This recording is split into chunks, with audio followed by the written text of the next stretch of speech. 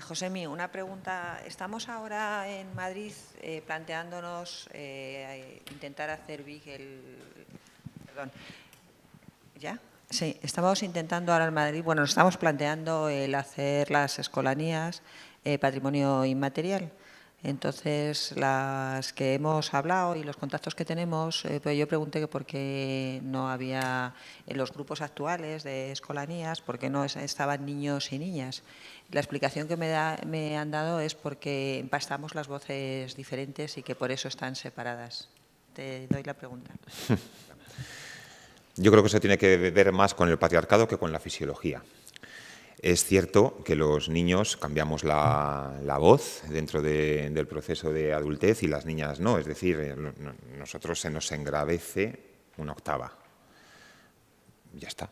Y no pasa nada. Es decir, niños y niñas pueden cantar porque cantan en la misma tesitura, y si no cantan en la misma tesitura tampoco pasa nada, porque cantamos lo mismo.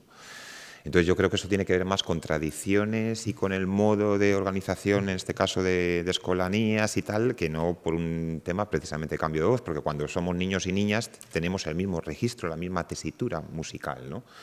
Sabéis que antaño, pues a niños varones que tenían una voz particularmente extraordinaria, como un modo también, igual que algunas que sabían música, pues podían entrar en un convento, aunque sus padres no se permitieran pagar la dote, pues a estos los emasculaban, que son lo que llamamos los castrados, pero que tenemos una palabra patrimonial castellana, que es como lo llama la documentación, y es como los tenemos que llamar, que son los capones.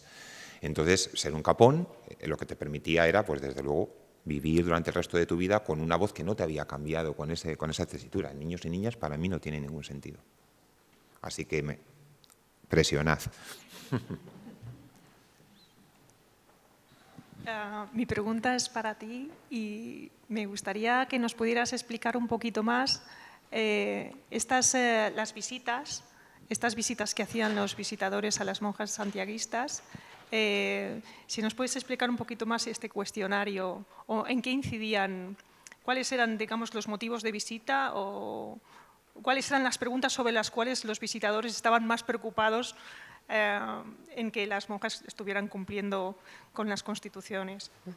Vale, muchas gracias. Vamos a ver, las visitas a los monasterios santiaguistas están previstas en la regla fundacional de la orden, ya se habla de que va a haber visitadores. Es una manera de controlar.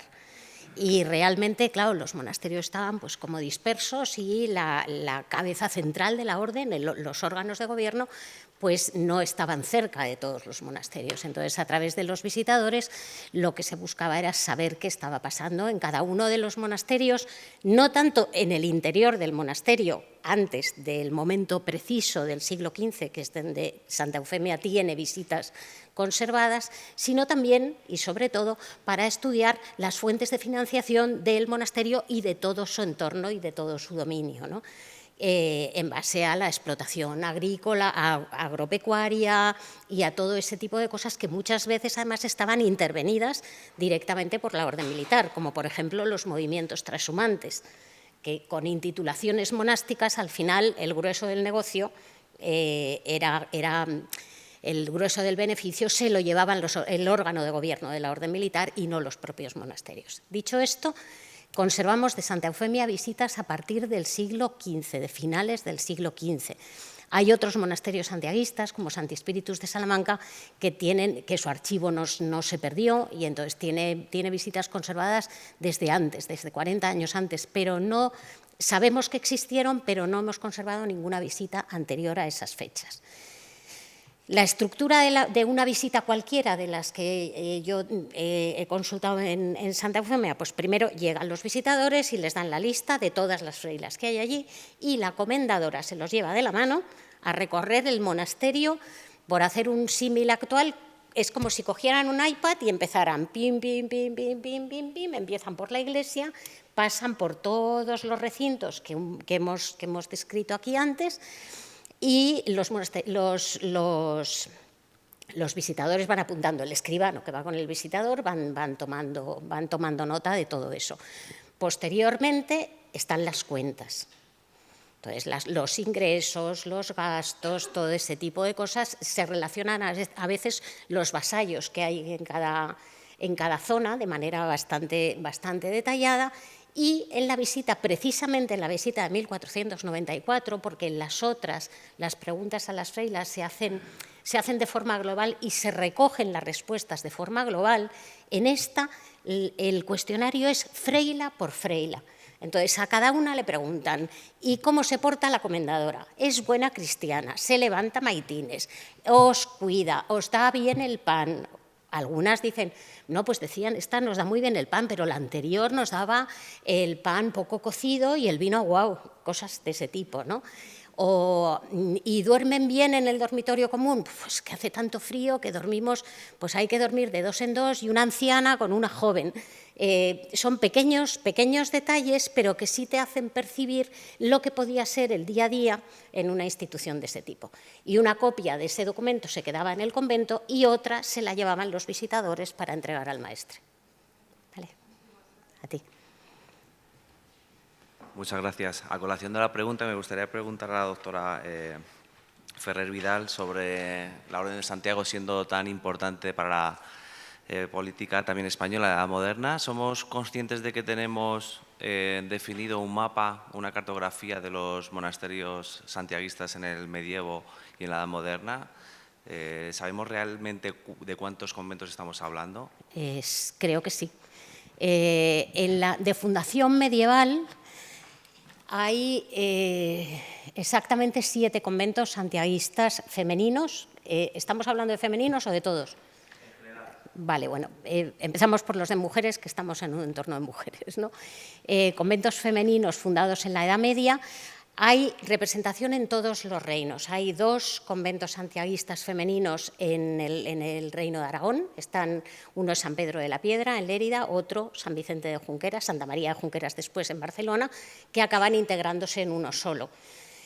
Hubo 2 en el Reino Castellano, Santa Eufemia de Cozuelos, en el norte de Palencia, y hubo una comunidad femenina en el Hospital de San Mateo de Ávila, que está documentada durante muy pocos añitos y que luego al final acaba uniéndose a una de hombres y las freilas dejan de estar documentadas. Y hubo 2 comunidades femeninas en el antiguo Reino de León.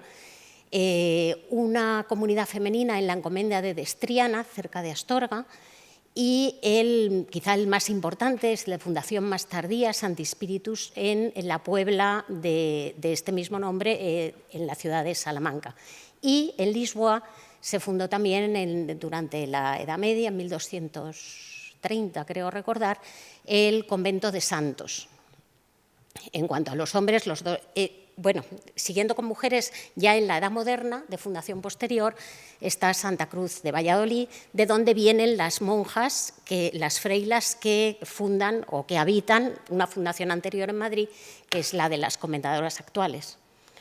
Las freilas de Santa Eufemia se desplazan a Toledo, donde están todavía. Primero estuvieron en Santa Fe y ahora están en el cobertizo de Santo Domingo, en torno al patio de la Mona, tienen el convento, y la Madre de Dios de Granada. Y con respecto a masculinos, bueno, los más importantes siempre fueron los 2 conventos mayores de la Orden, Santiago de Uclés en Castilla, San Marcos de León en las afueras de la ciudad de León. Luego, posteriormente, pues está el convento de Montalbán y también está Segura de la Sierra de fundación posterior. No sé si me dejo alguno. Y, bueno, claro, por Dios, Uclés es el convento mayor de Castilla, evidentemente. Olvido imperdonable, lo siento. ¿Lo había dicho? Ah, vale. No sé. Vale. Bueno, pues eso. Si me hubiera olvidado, habría sido imperdonable. Nada.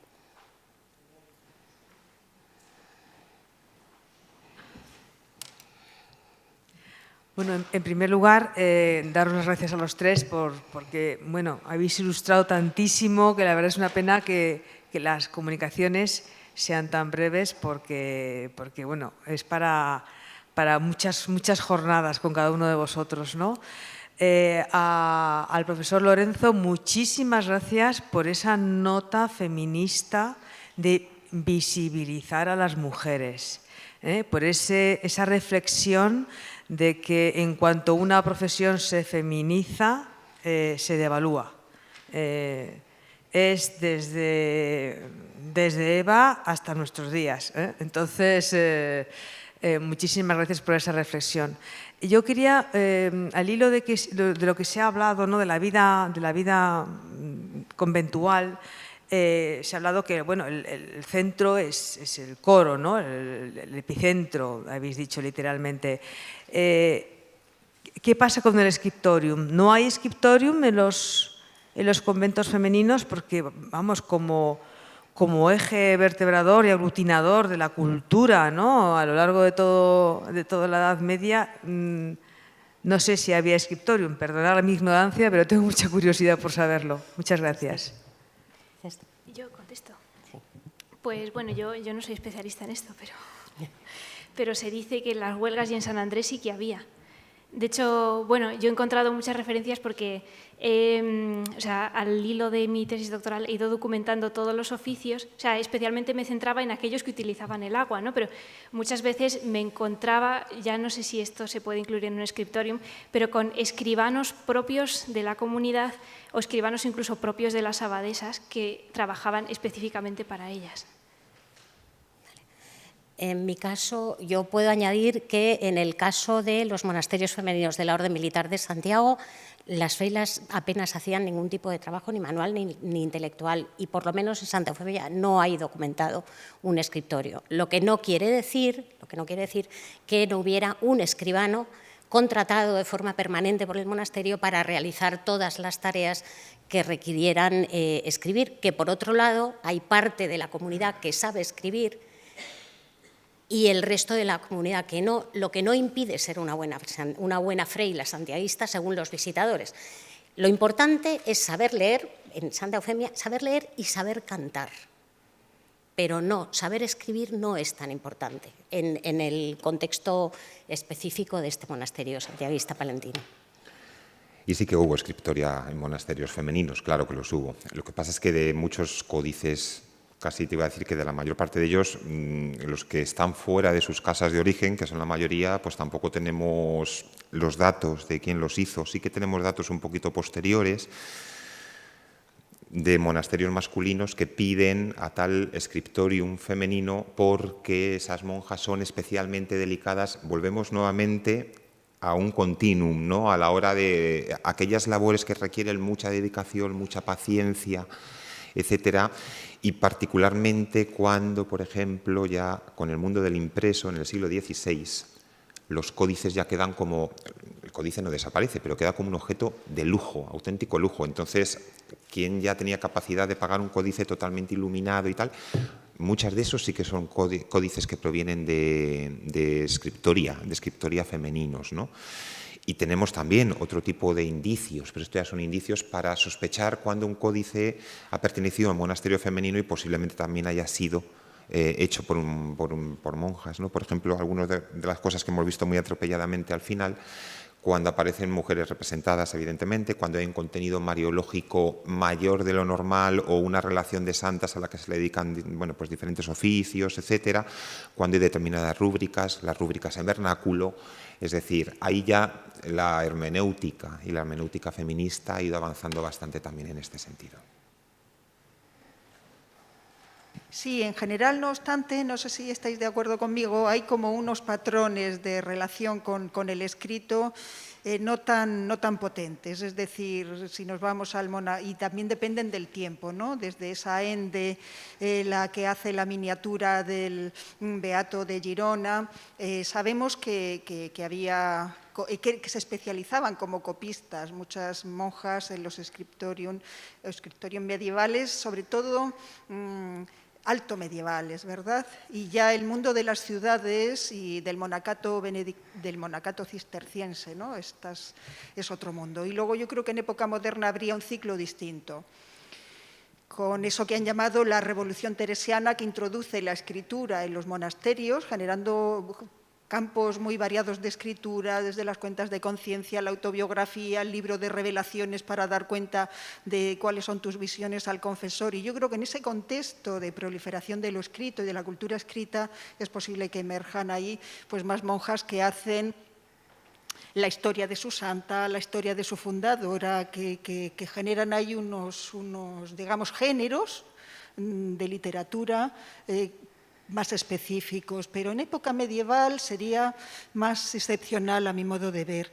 De ahí que las firmas que ha recogido María Ferrer en su estudio y en su tesis sobre las monjas, que al menos tienen la capacidad de firmar, ¿no? Que no quiere decir que sean grandes escritoras, sean muy significativas. Y luego es también digno de reseñar lo que habéis dicho.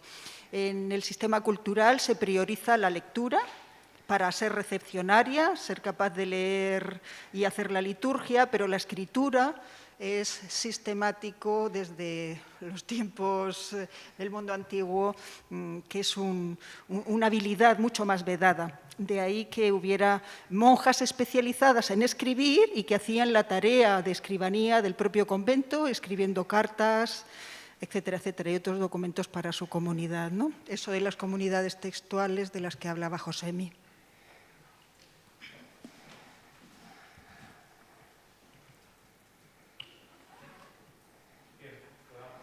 Mañana pasamos para la comida y le esperamos a las 4 de la tarde. Muchas gracias.